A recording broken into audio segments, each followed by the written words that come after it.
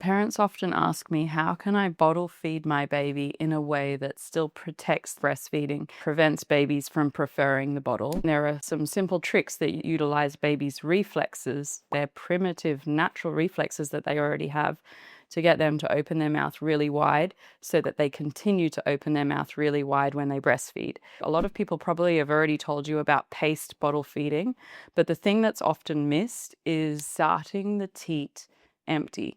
So you can imagine when a baby goes to latch to the breast, they suck, and the very first suck, they don't get milk. Most babies start to get really angry if the milk doesn't flow instantly.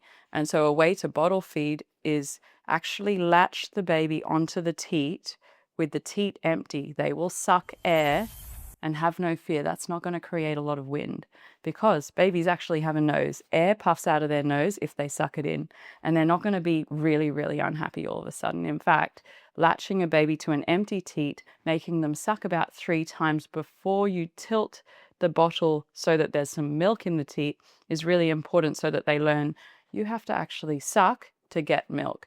It doesn't just happen instantly. And babies that are really intelligent tend to be really impatient, get angry really fast. So if you can offer the teat empty with no milk in it, only after sucking do you tip the baby back slightly and allow the teat to fill half with milk, then they're going to know that they have to actually suck to get milk. The next thing that's really important is actually holding the bottle like a pencil, because when we hold the bottle like a pencil, we have a lot more control.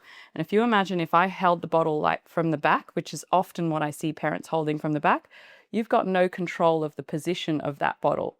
But if we hold it close like a pencil, like we do hold pencils closer to the tip, we have more control. We end up with neater handwriting, and we end up with a position that's more where we want it to be in the baby's mouth. If you take your tongue, put it to the roof of your mouth like this, and then roll all the way back. Can you feel the soft spot right at the back? In your baby's mouth, that soft spot is the point that's almost got like an invisible button that sends a message to their brain that says, hey, this is how you do the best possible suck. If the teat or the nipple hits right at the back there, where that soft spot is, the baby will do the best possible suck that they can do. And if you're wondering what the tongue should actually do, you can click this video and you will learn more about what the tongue should do. But the tongue, in summary, has to lift to the roof, has to move like a wave, and it has to do a taco. So when we're bottle feeding, we want to offer the teat empty. We want to hold the bottle like this. We want to tap the top of the nose, the top of the lips, stroke downwards.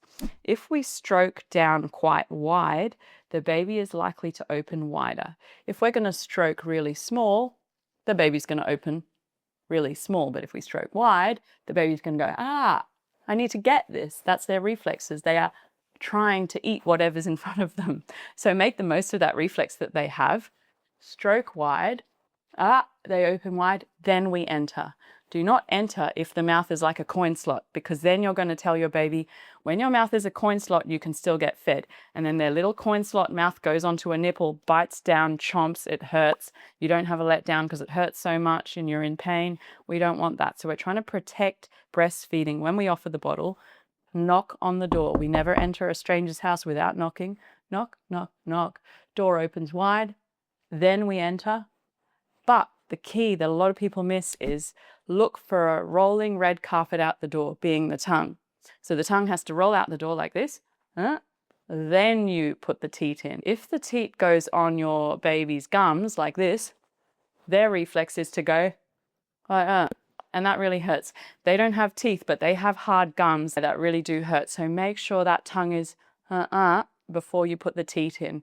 So we want knock, knock, knock on the door, and then the carpet, rolling red carpet comes out, and then the baby takes the bottle. They suck, and the teat is empty.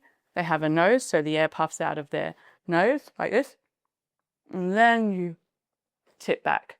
And then you let some milk go into the bottle half full. If you have it full of milk, it will flow really, really fast, and it's not so paced. So having it half full like this, parallel to the ground, and then this little trick, take your middle finger, slip it under the tongue.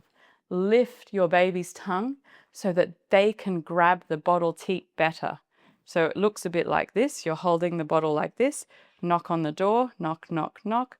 Baby opens wide. Notice I'm not squashing their head.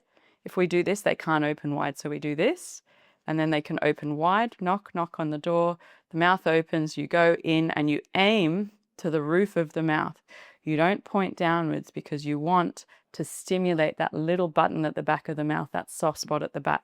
So you go in and then the teat is empty and then they suck a few times and then you say, okay, you've done the work, you deserve the milk. You tip back and then the baby starts sucking and your middle finger just goes right under the chin in that soft spot just here. Not here on the bone, but on the chin. And then the baby can grab the bottle and they suck quite well. And I have had babies in my clinical practice that have been bottle feeding, but they've been bottle feeding in a really unusual way, sucking, guzzling really, really fast, leaking milk everywhere, not gaining weight because they keep vomiting. But if you think about it, if milk goes in a bit weird and a bit uncomfortable, it's going to be uncomfortable in the stomach. And you have a very unhappy baby and very stressed parents. So think, if the milk goes in a comfortable, paced, easy way, the baby will keep that milk in better. They're less vomiting. And in my experience with a lot of babies, if they feed well from the start, the milk sits in their stomach well, they actually gain weight instead of losing weight, and they are happier. And a happier baby equals a happier mum, and everyone's happy. So keep those little tips in mind when you go to bottle feed your baby, and you will notice things fall into place. Happy feeding and best of luck.